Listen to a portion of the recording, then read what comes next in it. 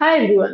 तो आज सेशन में आम एमडीसी वन जो मानकर भी एनवायरमेंटल एजुकेशन अच्छी वन शॉट यूनिट वन टा कवर अप करछे माने एटा part one. Next time part two cover up करिबा। तो विदाउट एनी डिले बिगिन करिबा।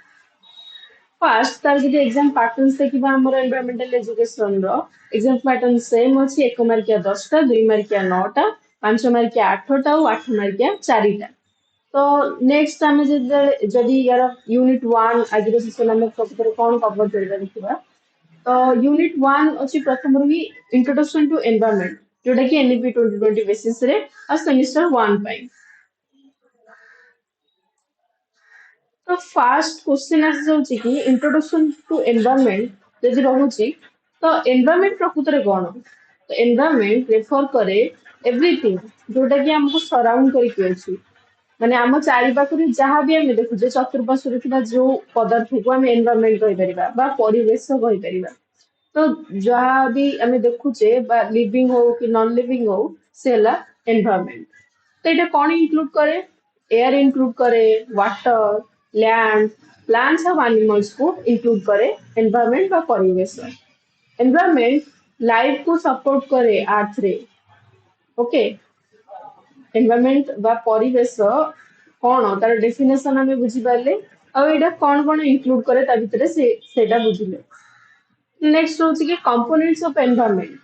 एनवायरनमेंट रो कंपोनेंट गुडा को कौन कौन तो आम जमती कि जानिचे एनवायरनमेंट रे चारिटी मेजर कंपोनेंट अछि।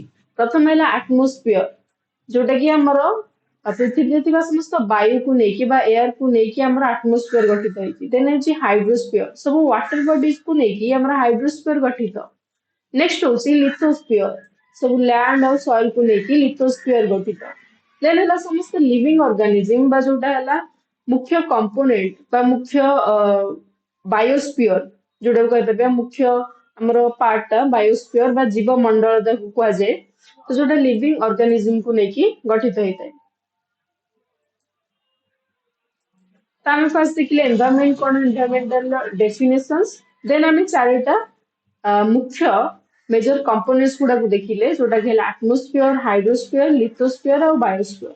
तो फास्ट देखिबा एटमॉस्फेयर प्रकृत रे कोन जेमे कि कहले कि एटमॉस्फेयर बा वायुमंडल सब पृथ्वी रे थिबा जो गैसेस गुडा को नेकी गठित। माने अर्थ रो चारि पथरे बा पृथ्वी रो चारि पथरे जो गैस गुडा अराउंड हेकी थाए बा सराउंडेड हेकी थाए ताकू ही नेकी एटमॉस्फेयर गठित।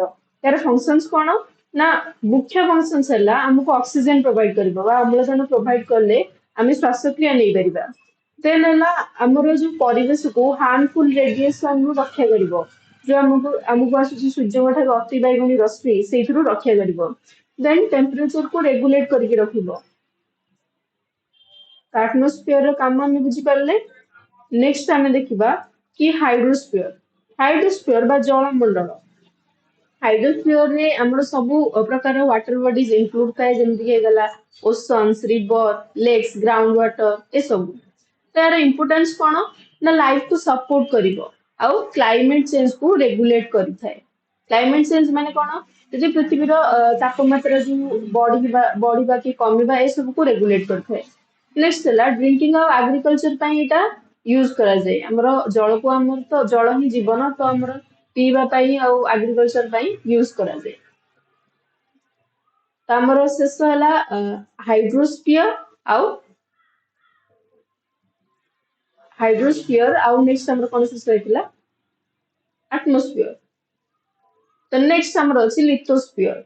लिथोस्फीयर रे कोन होइते ना लिथोस्फीयर रे सब solid outer layer of the earth is lithosphere. माने जो अर्थ रो चारिपटे जो लेयर ता अछि जो थरे हमरो जो जमी कहि परछि बा भूमि कहि परछे सेटा को हमें कहि परबा लिथोस्फीयर। हमरो सब हे जीव जोठी प्लांट्स गुडा बढ़ुची जेमति हे गला लैंड, सॉइल, रॉक ए सब हबो लिथोस्फीयर रो उदाहरण। तर यार इंपोर्टेंस कोन ना प्लांट ग्रोथ को सपोर्ट करिताए और नेचुरल रिसोर्स प्रोवाइड करताए। त हमर एई सब भूमि तळु ही तो हमें नेचुरल रिसोर्सेस पाउचे कोयला हे गला, पेट्रोलियम हे गला ए सब पाउचे। तो यार हला बेसिक फंक्शन लिथोस्फीयर रो एटा। नेक्स्ट हला बायोस्फीयर जोटा कि हला main component of the environment. Biosphere गोटे सब बायोस्फीयर इंक्लूड करे समस्त लिविंग ऑर्गेनिज्म मानू सेମିତି कि प्लांट्स हे गला एनिमल्स हे गले माइक्रो ऑर्गेनिज्म बा अणुजीव माने हे गले बायोस्फीयर कनेक्ट करे एटमॉस्फेयर हाइड्रोस्फीयर और लिथोस्फीयर ते सेति पई याकु मेन कंपोनेंट को जाए कारण ये तीनोटी कंपोनेंट को कनेक्ट करथाय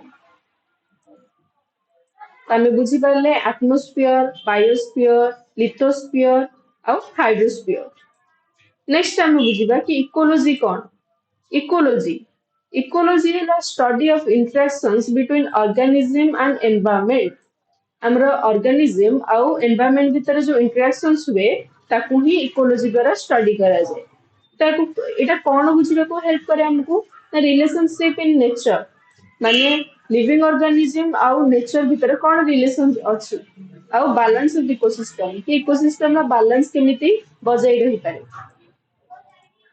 इकोलॉजी परे आमे देखिबा कि इकोसिस्टम कोन तो इकोसिस्टम गोटे सिस्टम जोटी living organisms non living components सहित इंटरैक्ट करथांती नॉन लिविंग कंपोनेंट्स जेमिति कि ताको कहि परिबा अबायोटिक आ लिविंग को बायोटिक कंपोनेंट कहथाउ जेमिति example is forest ecosystem aquatic ecosystem रे एग्जांपल्स रहइबो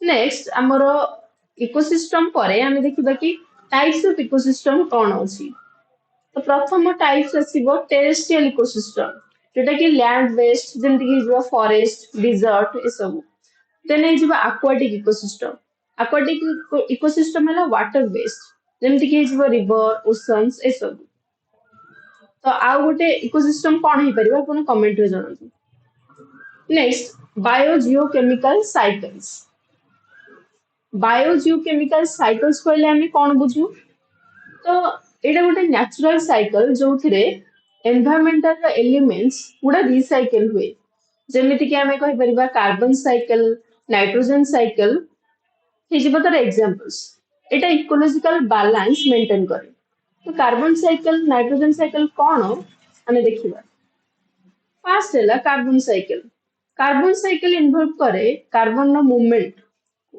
जेमिति कि हमें कहि परिबा एटमॉस्फेयर प्लांट्स एनिमल्स और सॉइल तो जेते बेले कार्बन नो मूवमेंट एटमॉस्फेयर प्लांट्स एनिमल और सॉइल भीतर हेते ताको कार्बन साइकिल कहै जाय तार प्रोसेस से केमिति का थाए ना प्लांट करे ऑब्जर्व CO2 ऑब्जर्व करे देन एनिमल्स रिलीज करे कोन CO2 बा जोटा अंगारकाम्ल कहै तो वृक्षलता हमर अंगारकाम्ल नियंती श्वासक्रिया रे आमे प्राणी माने अंगारकाम्ल छाड़ंती तो एटा गुटे नेचर बैलेंस क्रिएट करके रखिते देन नेक्स्ट है कि decomposition returns carbon to soil माने जो गुटे ऑर्गेनिज्म रो डेथ होला परे तार डीकंपोजिशन से कि कार्बन सॉइल को रिटर्न करथाय ओके नेक्स्ट हमें देखिबा नाइट्रोजन साइकिल्स कोन नाइट्रोजन साइकिल कन्वर्ट करे नाइट्रोजन को यूजेबल फॉर्म रे जेमिति कि जीवो यार स्टेप्स किछि रहछि तो सेटा फास्ट देखि नबा कि नाइट्रोजन फिक्सेशन नाइट्रिफिकेशन एसिमिलेशन और डीनाइट्रिफिकेशन माने कोन नाइट्रोजन फिक्सेशन जबखारजन को आमे प्राणी माने सीधा सळक व्यवहार करि पारुना कारण आमे सीधा सळक श्वासक्रिया रे जबखारजन नहीं परिबानी कि हम शरीर रे व्यवहार करि परिबानी तो नाइट्रोजन फिक्सेशन का द्वारा होता है अणुजीव द्वारा होता है देन होता है नाइट्रिफिकेशन वृक्षलता साहाय्य रे नाइट्रोजन बा जबखारजन आसी थाए देन एसिमिलेशन से कि आमे देन आमठू नाइट्रोजन गला परे विभिन्न वे रे देन तार डीनाइट्रिफिकेशन होता है ताको पुनश्च जो बैक्टीरिया माने पुनश्च वायुमंडल को छाड़ी देथंती तो एइभଳି भाबरे जबखारजनर चक्र रहिताय बा नाइट्रोजन साइकिल रहिताय तार इंपोर्टेंस कोन अछि ना essential for plants grow plant रो बढ़िबा पई नाइट्रोजन दरकार आ लाइफ रो प्रोसेस को मध्ये सपोर्ट करथाय एनिमल्स को पई मध्ये एटा इंपोर्टेंट नेक्स्ट है बायोडायवर्सिटी तो कार्बन साइकिल नाइट्रोजन साइकिल पर बायोडायवर्सिटी देखिबा बायोडायवर्सिटी माने ही बुझुचे जोटा कि जैव विविधता variety of life on earth हमर पृथ्वी रे विभिन्न प्रकार वेराइटी जीवजंतु अच्छा से विषय पढ़ा को बायोडाइवर्सिटी कहुए। यहाँ समस्त इनक्लूड करे प्लांट्स एनिमल्स और माइक्रो ऑर्गेनिज्म मान को। नेक्स्ट हमर values of biodiversity. Biodiversity value कौन अच्छी? तो मुख्य वैल्यू वाला biodiversity ecological value, economic value, social value, aesthetic value. एटा गोटे इकोसिस्टम स्टेबिलिटी को मेंटेन करके रखी थाए। सेमति कि हमर लिविंग ऑर्गेनिज्म और नॉन लिविंग ऑर्गेनिज्म भितर आ एनवायरनमेंट भितर गोटे रिलेशनशिप बिल्ड हेक रहबा, गोटे स्टेबिलिटी रहइबो। नेक्स्ट हमें देखिबा कि सर्विस ऑफ बायोडाइवर्सिटी। बायोडाइवर्सिटी कौन सर्व करे? तो बायोडाइवर्सिटी प्रोवाइड करे फूड और मेडिसिन प्रोवाइड करे, ऑक्सीजन और प्रोडक्शन प्रोवाइड करे, देन क्लाइमेट रेगुलेशन और सॉइल फर्टिलिटी को मध्य मेंटेन रखे। क्लाइमेट रेगुलेशंस रे मुख्य इंपोर्टेंस रहता है बायोडाइवर्सिटी रो। तापर इला ग्लोबल एनवायरमेंटल इश्यूज कि हमर ग्लोबली कौन रहउची एनवायरमेंटल इश्यूज। जेमति गेला फर्स्ट ला क्लाइमेट चेंज। हमर पृथ्वीर तापमात्रा बढ़िबारे लागिची जे जेमति बहुत सारा हमें सुनिचे। तो पृथ्वीर तापमात्रा बढ़िले कौन हबो? जो ग्लेशियर्स गुडा अछि सेतरे आइस गुडा तरळिबाको लागिबो, जहा फଳରେ विभिन्न प्रकार प्रोब्लेम्स हबो। आउ अनेक प्रकार प्रोब्लेम्स अछि, रेडिएशन प्रोब्लेम्स होई पारे। तो क्लाइमेट चेंज हमर ग्लोबल एनवायरमेंटल इश्यूज रो प्रथम गोटे टॉपिक। नेक्स्ट हला ग्लोबल वार्मिंग, विश्व तापन, देन डिफॉरेस्टेशन, जंगल रो नष्ट करिबा, पॉल्यूशन, विभिन्न टाइप रो पॉल्यूशन होची, एयर पॉल्यूशन, वाटर पॉल्यूशन, विभिन्न टाइप रो। देन लॉस ऑफ बायोडाइवर्सिटी, जैव विविधता रो क्षय हबकु मध्य गोटे ग्लोबल एनवायरमेंटल इश्यू रे जाउची। तो ए यूनिट रो हमर एतिक रे कंप्लीट हैला। तो यूनिट रे हम फर्स्ट कोन देखिले कि एनवायरमेंटल रो कंपोनेंट्स कोन अछि, इकोलॉजी कोन और इकोसिस्टम कोन। इकोसिस्टम कोन ना नेचर रो जो सिस्टम अछि सेटा हला इकोसिस्टम। देन बायोजियोकेमिकल साइकिल्स जोथरे कि हमें कार्बन साइकिल और नाइट्रोजन साइकिल को देखिथिले। नेक्स्ट हला बायोडाइवर्सिटी अरे इंपोर्टेंट कौन थिला ए सब देखिले। नेक्स्ट हमर थिला ग्लोबल एनवायरमेंटल इश्यू जोथरे कि पॉल्यूशन थिला, ग्लोबल वार्मिंग थिला ए सब थिला। तो यूनिट 1 बा जो वन शॉट सीरीज रो पार्ट 1 रे हमें ए सब टॉपिक को कवर अप करले। नेक्स्ट टॉपिक को आपण नेक्स्ट वीडियो रे देखि परिबे। Thank you.